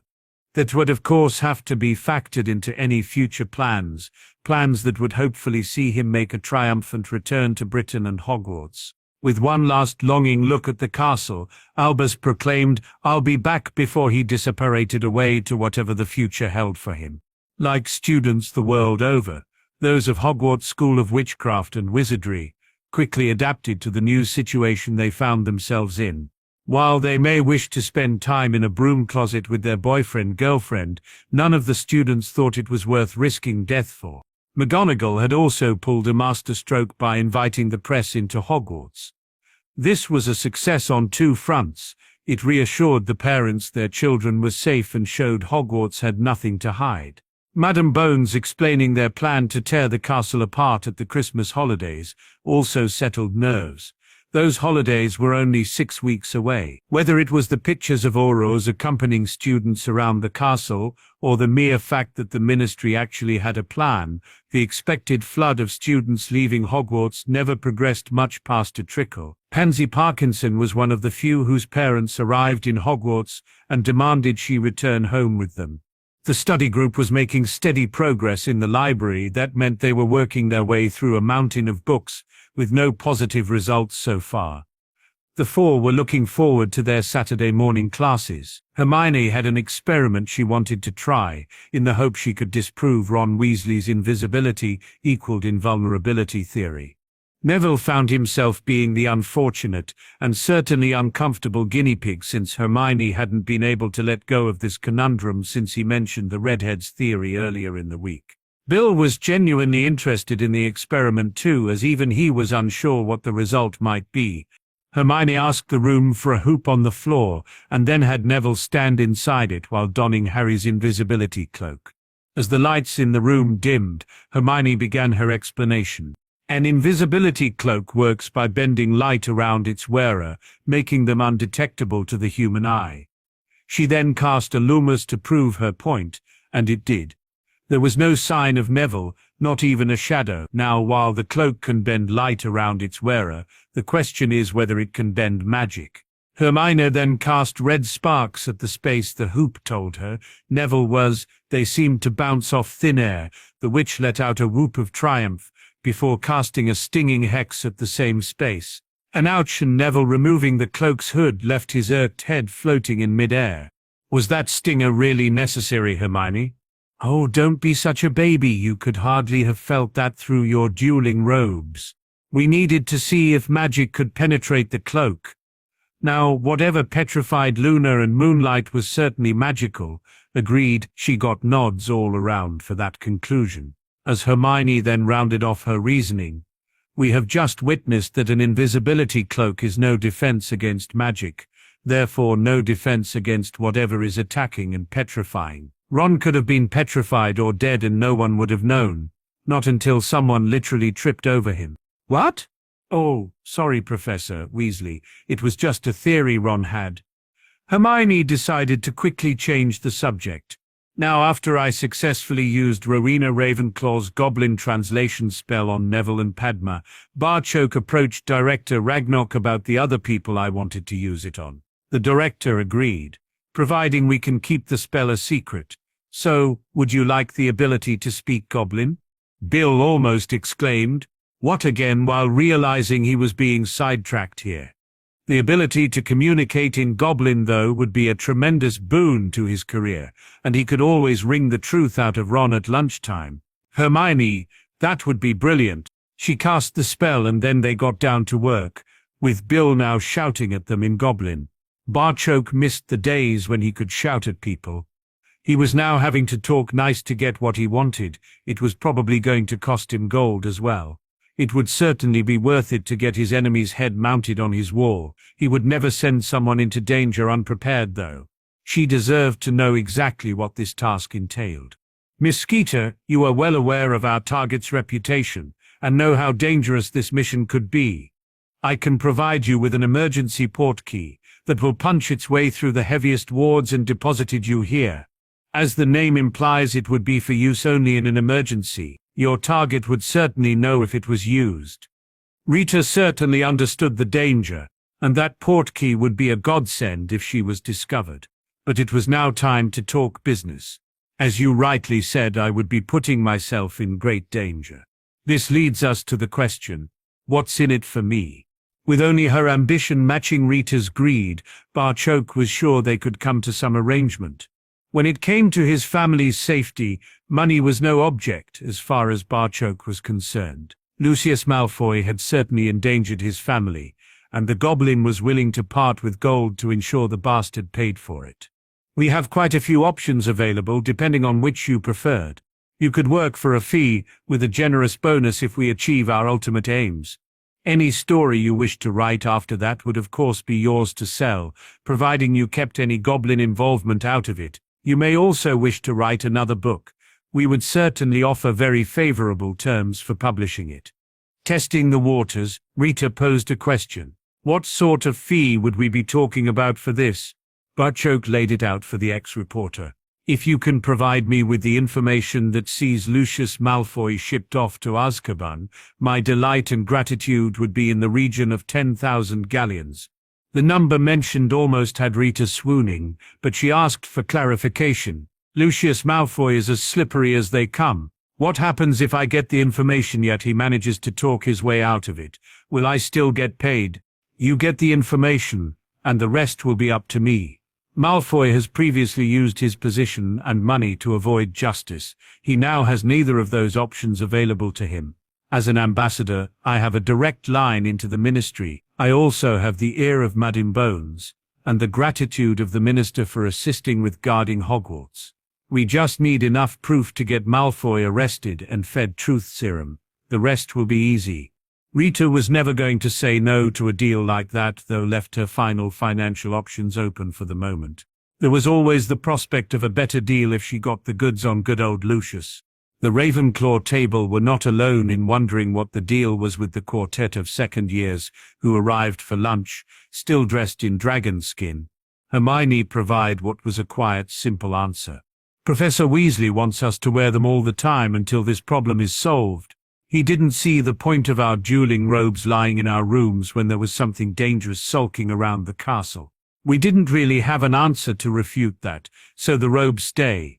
It was Harry who saw her first, the little blonde nervously holding onto Sirius's arm as they entered the great hall together. His wide smile of welcome saw a tearful Luna start to run toward him. Harry shot up, soon having her wrapped in his arms, and Luna's feet swinging off the floor as he spun her around. The delight in both their faces was clearly displayed for all to see. That was before everyone else crowded around, desperate to check that Luna was indeed all right. Hermione had Luna wrapped in a hug by the time Sirius squeezed his way through the crowd with another returnee, this one in a wicker carrying case. "There's someone else here that wants to say hello." "Moonlight!" Hermione had been managing to hold back the tears as she greeted Luna, but there was something about her pet being returned that saw her resolve break. The Kneazle purred in satisfaction at being once more in his witch's arms. Sirius had a warning for all those crowding around the little blonde. Luna's already had a meeting with the head of the DMLA and answered all Madame Bones' question. She doesn't need to be interrogated again. "Lay off the questions, peep." Harry led Luna to the Ravenclaw table before turning to her friends who had followed her there. "Colin, Ginny, don't let Luna out of your sight until we get back." Hermione then approached, with her familiar cradled in her arms. "Luna, could you take care of Moonlight for me?" The little blonde's eyes seemed to get even wider at that request. "Are you sure, Hermione?" Her smile said it all. "Yes, I'm sure, Luna." The four left with Sirius and Henrika, but not before noticing their friends had gathered around Luna to make sure Sirius's instructions would be obeyed. No one was going to hassle her today. Sirius, meanwhile, gave the group the bad news. Luna remembered even less than Myrtle. The golden eyes she did remember, though, confirmed their suspicion. Both she and Moonlight were lucky to survive. It was really the next morning while exercising before Hermione had a chance to talk with Harry alone. "It wasn't your fault, Harry. Luna was just in the wrong place at the wrong time." He didn't answer for a moment, but when he did, Harry's reasoning surprised his mate. "This is a massive castle, Hermione, and Luna was stationary. What are the chances of this creature just happening to pick that particular window Luna was sitting in? There must be over 100 little windowed alcoves like that spread around Hogwarts. I remember spending a lovely afternoon with you, sitting in one about this time last year. Odds like that make me think this was no coincidence, but a deliberate attack on someone close to me." It was now Hermione's turn for quiet contemplation as they ran around the track Hogwarts had provided them within her oh-so-special room. "I never thought of looking at it from that angle. You make a pretty compelling case. What do we do now?" "Keep everyone close and safe for the next 36 days, and then I can go hunting.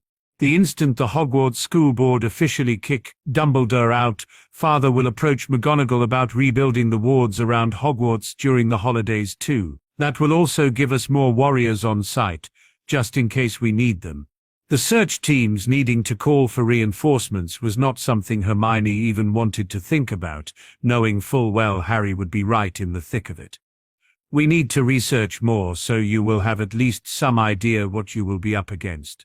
Hermione, at the rate we're going, will have covered every book on creatures the library has within the next 2 weeks. It's better to keep the research at the pace we've set rather than speed it up and maybe miss something." Again, Hermione couldn't fault his logic, so changed the subject slightly. "You really like Luna, don't you?" For any other young man, that question being asked by their girlfriend would result in an instant answer of hell no. Their blood bond meant Harry could answer with total honesty, safe in the knowledge that Hermione knew exactly how he felt about her being his mate. This was certainly a good thing. The smile her question generated would have earned at least a slap from any normal girlfriend. "Luna is just so Luna. She looks at me and sees Harry, not Centurion Crow, Lord Potter, or any boy who lived rubbish. She just sees me. You of all people must know how refreshingly different that is for me. Padma and Neville are the same, but they took a little while to get there." Harry's smile waned as he continued. "At the ministry ball, Emma said I'd had a hard life. I disagreed. Looking at Luna, I have no right to complain. Her mother died in a magical accident at home. Luna was 8 and alone in the house with her mother when it happened. Her dad apparently didn't take his wife's death too well. Father called him eccentric, which has me wondering what would have happened to Luna if we hadn't stepped in with the scholarship and our friendship. They ran for another lap before Harry spoke again. I know we haven't mentioned the holidays. Neither of us wants to think about being apart again. We both know I need to be here though. Just as we both know your mum and dad won't want you anywhere near Hogwarts while the search is underway. What I wanted to ask was if you could include Luna in any plans for the holidays. Padma's going to have to go home to get the problem with Parvati sorted. At least this way you won't be on your own. Hermione stopped running, making Harry wonder if he'd said something wrong. Those fears were soon proved groundless as Hermione pulled him in for a sweet kiss. That's my Harry, always thinking of others. Why do I feel like our little family just acquired a new sister?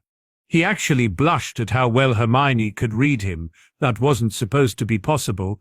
Well, she's a nice kid, and another kiss removed the need for words. After leaving him bewitched and bewildered, Hermione shot away. 2 more laps to go, last one finishing is a rotten egg. Tonks stood at the door, totally forgotten by the young couple. Sirius had asked if a guard could be provided to escort them to and from their morning exercise. After he'd made her mum's dream of once more being a member of the Black family become a reality, Tonks had no intention of passing this duty on to anyone else. She had overheard Harry's reasoning on the attack, and like Hermione couldn't fault his conclusions. Tonks didn't think she would be breaking any confidences if she passed that information on to Madam Bones. These two appeared more clued up about what was happening in the castle than most of the adults. It was a rather irked Roger who sat down to lunch that Sunday, leading to some gentle jibes from around the Ravenclaw table. Did you get beaten again by our big bad second years? I thought you said it was their turn to taste defeat today. What happened? The sniggers building up around the table saw Roger's complexion becoming redder and redder. Finally he could hold it no longer. I would like to see anyone else at this table stand up to people casting spells at them in Goblin. It was bloody terrifying not knowing what was coming at you. This may have stopped the sniggers, as wizards and witches contemplated just how scary that would be. There was no sympathy heading in the 4th year's direction though. Cho summed up what most of them were thinking. Suck it up, Davies, at least you're getting extra tuition. The Weasley twins don't seem too upset about it. That's because they thought it was a brilliant prank. When they heard it was Neville's idea, only the fact they were knackered stopped them carrying him on their shoulders to Gryffindor Tower. The second years in question entered the Great Hall, with their trio of first-year shadows beside them. They all headed for the Ravenclaw table to eat lunch. Morrig was the first to attempt teasing information out this group. So, Padma, we're hearing you're quite the linguist. Padma answered in Hindi, Goblin and then English. Like Harry, English is not my native tongue. That certainly makes it easier to pick up another language. That seemed a bit too glib for Lisa. And what's Neville's excuse? This didn't even warrant a blink from Padma, as she answered right back. Oh, Neville is just a natural, either that, or he likes my reward method of teaching. This may have had Neville blushing, but Padma easily achieved her goal. No one was too interested in how they could speak Goblin after that. The state of her relationship with Neville was a far juicier tidbit for them to sink their teeth into. Hermione took this opportunity to have a quiet word with Luna. What are you doing for the Christmas holidays? Oh, Daddy's trip is paying dividends. I was going to stay in the castle. I'll have to write to him and say he needs to come home now. The castle's going to be closed. Hermione felt her heart go out to this girl a little more. Harry was right again. Do you want to write and ask if you could spend Christmas with me? With Harry going to be inside Hogwarts and Padma having to go home, you would be doing me a big favor. I've gotten used to having my friends around me. I would love to spend Christmas with at least one of them. Do you really mean that? Seeing the hope in those pleading eyes left Hermione wanting to cry. Instead, she smiled at Luna and answered honestly. Every word of it, Luna. Her wide smile would melt hearts a lot harder than Hermione's. The brunette was surprised, though, when Urgit swooped into the hall.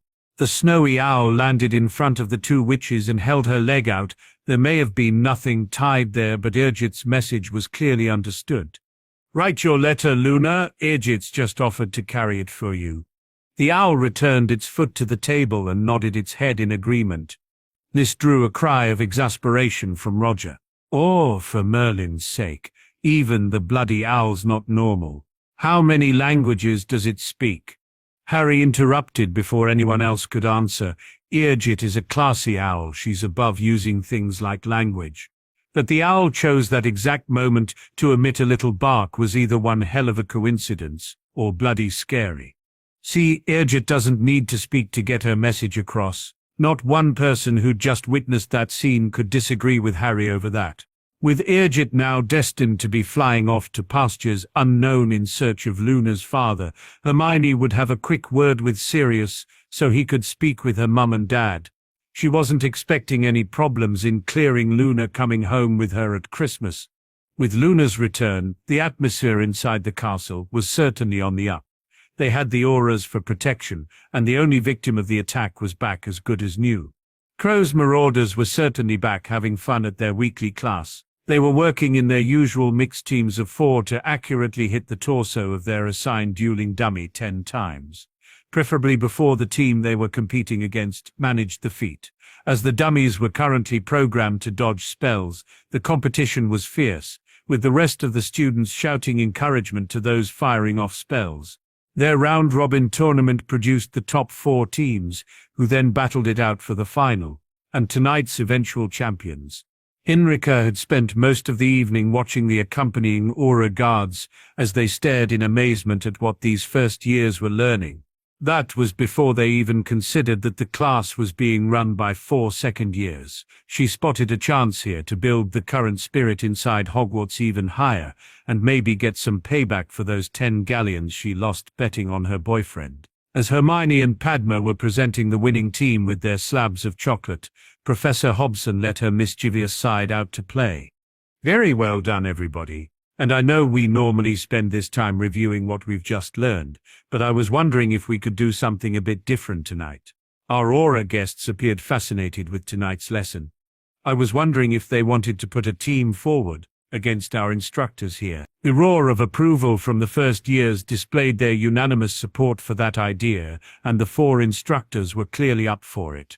Tonks had again volunteered for this duty tonight, and found herself the most senior Aura present. She asked 4 of the trainees if they wanted to accept the challenge. They too quickly agreed. Harry set both dummies to require 20 hits before coming to a stop, and Henrika counted them in. The quartet of Aura trainees were soon left red-faced as 4 second years wiped the floor with them, and the audience of first years went mental in celebration. The rules had been set at best of 3, so Tonks had some stern words with the Aura team before the next round. They practiced together all the time and used these dummies as part of their training. "You lot thought you were facing off against some kids and got comprehensively beaten. This exercise was being attempted by first years. That should tell you it's not about how powerfully you can cast a spell. The whole point of this is to improve speed and accuracy, something I want to see from you now." The Marauder tutors were ready to go again, their concentration total. This time the result was so close, neither Tonks or Hendrika could call it one way or the other. A tie was declared again to much cheering from the jubilant first years. The deciding leg saw 4 tense Auras trying to pull this out the fire. If anything, the teams were even closer this time, leading both judges ready to announce another tie before Harry reacted. He began shaking the Aura's hands and thanking them for taking part, claiming they were delighted to sneak a draw against such stiff competition. The other 3 followed Harry's example, and everyone left the class on a high. Padma waited until they were back in the Ravenclaw common room, and just about to run through a final revision of their potion for tomorrow morning, before asking Harry why he did that. "We took the first bout fair and square, with the other 2 being drawn. That made us the winners. Padma, those Auras are here to keep us safe. The last thing we need is to hit their morale. Can you imagine the ribbing they would take if the 4 of us claimed a victory? They can now rightfully say we surprised them in the first match, but they pulled it back over the next 2. I think Henrika was trying to pay us back for taking down Sirius and Remus at Halloween. She expected us to lose and got as big a shock as those auras. She hasn't seen us practice much this year. Morag was left shaking her head. I can't believe you took on 4 auras and held your own. It was Hermione who tried to nip that kind of talk in the bud. They were aura trainees, not qualified auras. We were also running a speed and accuracy drill, something we have been practicing for over a year. That gave us a massive advantage, one we certainly used. It was a thoughtful Morag who responded to that. I so want to be jealous at your extra defense lessons. Then I remember we get Professor Weasley twice a week. The rest of the castle are already jealous of us because of that. Lisa had the final word on the matter. Can you blame them? Imagine being stuck with Lockhart as a defense teacher. The first years have at least got you every Tuesday night. It was Friday night as the study group worked their way through more books on beasts in the library. Colin, Ginny and Luna were getting caught up in the excitement of tomorrow's Quidditch match, the first they would see. That Ginny had 2 brothers playing in the game against Slytherin had her almost hyperventilating in anticipation. There would be no studying coming from that quarter tonight. Susan and Hannah were also Quidditch fans, though tended only to get excited when Hufflepuff, or was it Cedric, was playing. The quartet would again miss the game, their training coming first. Padma was trying to convince them that they needed to attend the Gryffindor Ravenclaw game, since so many of their friends would be involved in that match. Harry and Hermione were adopting a wait-and-see policy. While Neville wasn't too bothered either way, he would just go along with whatever the others decided. Hermione audibly taking a deep breath was their first clue. She was onto something, the color draining from her face as those brown eyes scanned the page was certainly not a good sign. What have you found, Hermione? Does it fit what we're looking for? I really hope not, Padma. Just reading about this is terrifying me, but it certainly matches the profile of the creature we're looking for. She turned the large book around so the others could get a better look at it. Since the entire group still couldn't see the page, Padma began reading the description out loud. Of the many fearsome beasts and monsters that roam our land, there is none more curious or more deadly than the basilisk, known also as the king of serpents. This snake, which may reach gigantic size and live many hundreds of years, is born from a chicken's egg, hatched beneath a toad. Its methods of killing are most wondrous, for aside from its deadly and venomous fangs, the basilisk has a murderous stare, and all who are fixed with the beam of its eye shall suffer instant death. Spiders flee before the basilisk, for it is their mortal enemy, and the basilisk flees only from the crowing of the rooster, which is fatal to it. Luna burst out laughing at that, drawing all eyes to her. That last bit is an old wives' tale. Roosters crow when the sun comes up. It's daylight, therefore the danger must be gone. My father is an expert on weird and wonderful creatures. Our house is full of books on them. Basilisks are real scary monsters, and you don't want to face one with just a rooster in your hand. Padma resisted the temptation to tease with that piece of information. There were about 3 cockerel versus sword or wand jokes that jumped into her head. This was a really serious situation. Lives for hundreds of years certainly fits the profile. How is a giant snake getting about the school, though? Someone is leading it. Just like Luna a moment ago, Harry now had every eye on him, waiting on an explanation. This may be the king of snakes, but tell me, Luna, did any of those books in your home say a basilisk could read or write? Hermione was getting over the shock of her discovery and caught on to what Harry was implying at once. The writing on the wall, it would need someone to do that. Wait, there's more here. Padma read out the small paragraph tucked under a drawing of the basilisk. This thing had so many fangs that great white sharks would turn green with envy. Basilisk breeding has been outlawed for over a millennium. This law has rarely been broken even by the darkest of wizards, since only a Parselmoth can control a basilisk. So there is a Parselmoth inside Hogwarts, who's controlling a basilisk? Not good. This is so not good. Harry tried to calm the girl down. Easy, Susan. All we've got at the moment is a theory. It might seem a good theory, but that's all it is for now. I'll pass a message on to my father with Assistant Ambassador Weasley first thing tomorrow. You might want to do the same with a letter to your aunt. We haven't one shred of proof at the moment. Let's pass on our research and they can have some experts look at it for flaws. Neville tended to be the quiet one in the group, only speaking when he really had something to say. This meant, though, that when he did speak, they all listened. I agree with Harry. We may think we're right, but saying anything about this would probably start a panic. We can trust Amelia, Barchoke and McGonagall to make the right decisions. That doesn't mean we don't keep our eyes open. Neville's calm demeanor helped them see this was the only thing they could do for now. Most of Hogwarts students would be out of the castle tomorrow anyway, with the Quidditch match taking place. That would give those adults involved time to check their research and take whatever action they thought necessary. No one felt like continuing their research after that. They left the library intent on seeing everyone to their houses. Hannah, though, proved just what you could learn from keeping your eyes open. Guys, you need to see this. They all looked to where Hannah had indicated and saw a strange sight.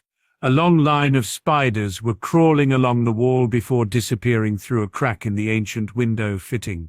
It reminded Hermione of people queuing to get on a bus, and that's when exactly what she was seeing here hit her.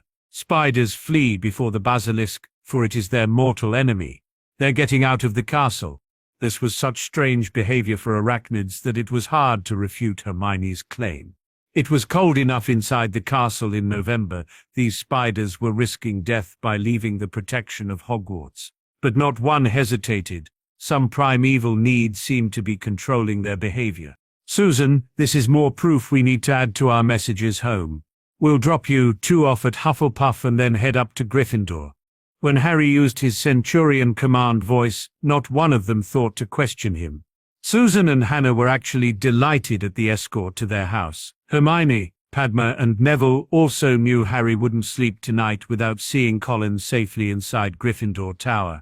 Those spiders had just added physical proof to what was already a terrifying theory, a theory that was now playing on all their minds. As they approached Gryffindor Tower, the group spotted a gaunt Parvati approaching from the other direction. This proved too much for an already stressed Padma. She raced toward her twin and soon had her tightly entrapped in her arms. Oh, Pev, you shouldn't be walking around the castle by yourself. It's just too dangerous. We think we know what did that to Luna. We also know someone must be leading the basilisk. Padma felt her twin stiffen in her arms and tried to offer some reassurance. Don't worry, Pev. We're sending word to Barchoke and Amelia. This will soon be over. Will you meet us for breakfast? We don't want to let anyone out of our sight. Whatever's wrong, we're still family. Neville was by Padma's side and taking Parvati by the arm. Don't worry, Padma. I'll look after her. The auras are here now and the prefects will soon be doing the head count. You lot need to get back to Ravenclaw before that. The prefects were no longer performing patrols of the corridors.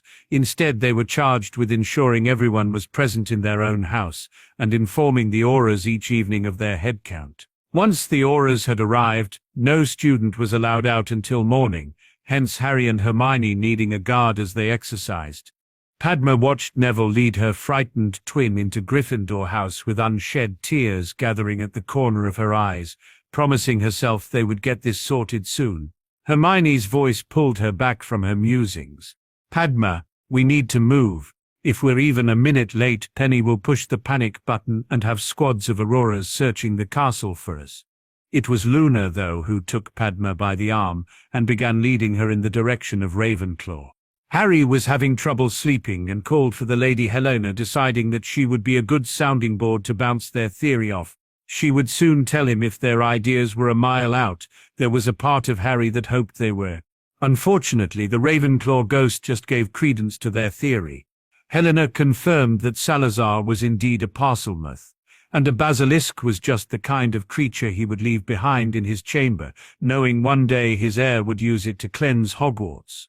She promised to pass this news around to the other ghosts and portraits. Having an inkling of what they were dealing with meant they could at least begin to formulate some kind of contingency plan of how the castle would respond to another attack. As Harry and Hermione were just about to finish their fencing practice the next morning, they got their first taste of those plans. Hogwarts' bell rang out a loud warning. a warning that reached every nook and cranny of the ancient castle. Hermione was moving her sword scabbard from her back to her hip as they raced over to where they'd left their bottles of water and her dueling robe. As Harry helped her on with it, Tonks stood at the door with her arms spread wide, deliberately blocking the way. "Neither of you are leaving this room until I get word that it's safe to do so." Tonks found herself staring straight into a sparking pair of green eyes. She was really having trouble believing that the owner of these eyes had yet to become a teenager. "Urira, Tonks, I outrank you and am ordering you to step aside. Please. I don't want to hurt you. I would much rather you saw Hermione safely back to Ravenclaw Tower than you force me to ask the castle to remove you. I promised Sirius I would look after you, and we have no idea what's out there." "Unfortunately, we do." Harry was interrupted by the Lady Helena passing through the door, and Tonks, "Champion, you were right. We caught the attack in time and the evacuation of the castle has already begun. Myrtle actually saw who was controlling the beast, but refuses to speak with anyone but you. I left her with the Baron while I came here." Hermione was first to answer. "If the danger has passed, I can come too." Tonks was right behind the young witch with her own answer. "You two aren't leaving my sight. Let's go." Having an aura guard was certainly useful, as Tonks's presence allowed them to follow wherever the Lady Helena led, while the rest of the students were being escorted toward the entrance hall. They turned a corner and came upon a scene of utter carnage. Stiff bodies of students and even a few auras littered the corridor floor. The group must have walked right into the basilisk. They were being carefully removed by a squad of very nervous auras, with the space above their heads occupied by a multitude of ghosts, floating lifelessly and aimlessly. They didn't want to meet anything that could do that to a ghost. Hermione didn't recognize most of the ghosts. There were even a few ghostly horses mixed in there too. What happened here? The lady had an answer for them. Sir Nicholas was distraught that his Death Day party allowed that attack to occur. When I heard from our champion what might be responsible for these attacks, he contacted members of the Headless Hunt and offered them some sport. They received just enough warning to get here in time, and we managed to direct everyone else away from the danger. It was time to ask the question Tonks wasn't sure she wanted to know the answer to. "Are they dead?" "Yes, Aura, that's why they're ghosts." Throwing themselves between the basilisk and its intended victim, saw them absorb enough of the basilisk magic to ensure these people are merely petrified and not dead. As they pushed through this macabre scene, Hermione noticed Sir Nicholas and the friar. Like the other ghosts, both appeared to be filled with smoke, almost as if they had been burned. How could the basilisk affect them? "They're already dead, Hermione, so can't die again. We all absorb a trickle of magic just from being in the castle.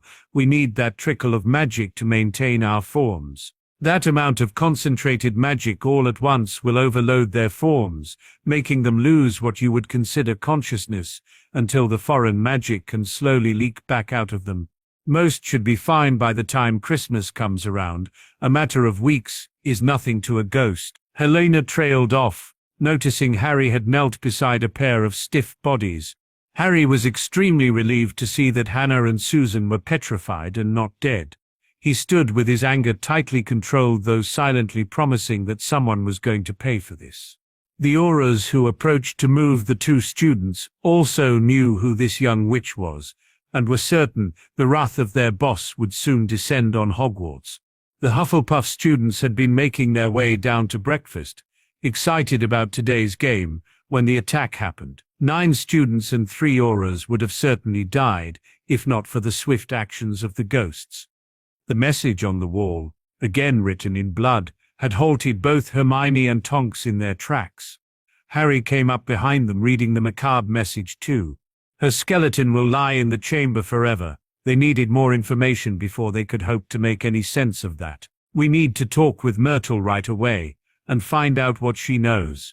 On entering her bathroom, Harry would swear he saw relief on the ghostly face of the Slytherin house ghost. He didn't think the Baron was exactly comfortable dealing with the emotional spirit that was once a crying teenage witch. Helena's voice was a lot more soothing. "Myrtle, Harry has raced through the castle to talk with you. He's here now, won't you come out?" Harry kept his features composed when faced with the sight of a crying Myrtle, slowly emerging from the toilet bowl.